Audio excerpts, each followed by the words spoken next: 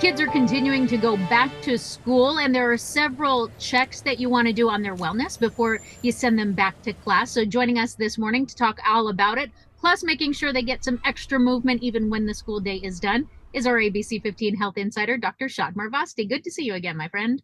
Good to see you as well. Good morning. So let's talk a little bit first about the checks that you should be having with your kids kind of before they go back to school or in the beginning. What types of things should we be seeing doctors and specialists for? Yeah, so first of all, because of this pandemic, many kids miss their regular well child checks. And so kids are behind on vaccine schedules, just checking in developmental milestones. Definitely want to make sure to get caught up. So I think that's one note, I think, which is impacting many folks. And then schools have various requirements for physical activity or PE, in terms of physical education. And so thankfully they're pretty diligent about requiring you to go and get that pre-participation physical. There's no standard form that we have for this. It's every school and every program has different requirements that are slightly different in terms of what they want and what they need. So making sure that you ask your school for that and getting on top of that as well is important. Of course, kids, as you mentioned, will continue to join various activities, sports activities, especially at the high school age, middle school age, as the year goes on. So those physicals required might come up throughout the year.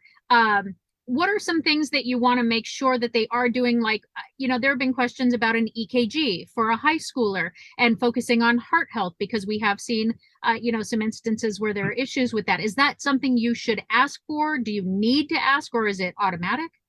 So the EKG as part of pre-participation sports physical, although there's beginning to be a little bit more data that shows some potential benefits in higher risk groups, it's really not something that's recommended for everyone just yet.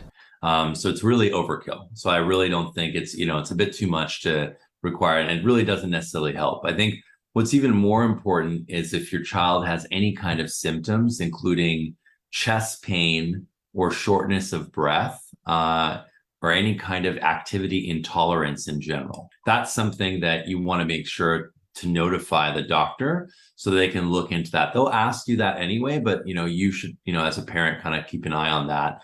And then the other thing is family history. If there's any family history of sudden death or any kind of congenital heart problems or issues with the heart at early ages, that stuff tends to run in families. And so that also sets up for a higher risk situation. And in those settings, usually, if you do have those risk factors, either symptoms like shortness of breath or chest pain with activity, or have family history of that, then we will probably do more like an EKG, but obviously it depends on each situation.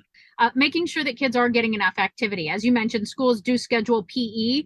And of course, it is, when the kids come home, they've got homework, you've got to cook dinner, maybe they get extra screen time, all of that, and then the weekends. So we still want to make sure that kids are getting enough physical activity because we know childhood obesity does still continue to be a problem across the country. And so we've got to keep our kids moving.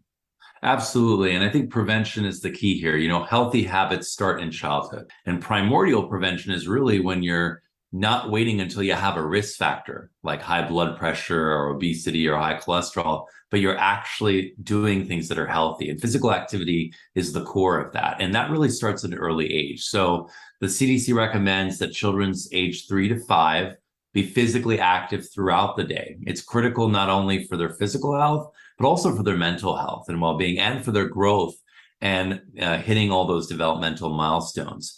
From 6 to 17 years of age, you want to get your kids active about at least 1 hour a day for aerobic activity. That's any kind of activity where they're running around and it gets their heartbeat faster. And at least 3 of the days of the week, that 1 hour should be even more vigorous. So really kind of upping the ante as much as possible. And then another 3 days a week, having some kind of muscle strengthening. Maybe you have them do some push-ups or sit-ups or some climbing.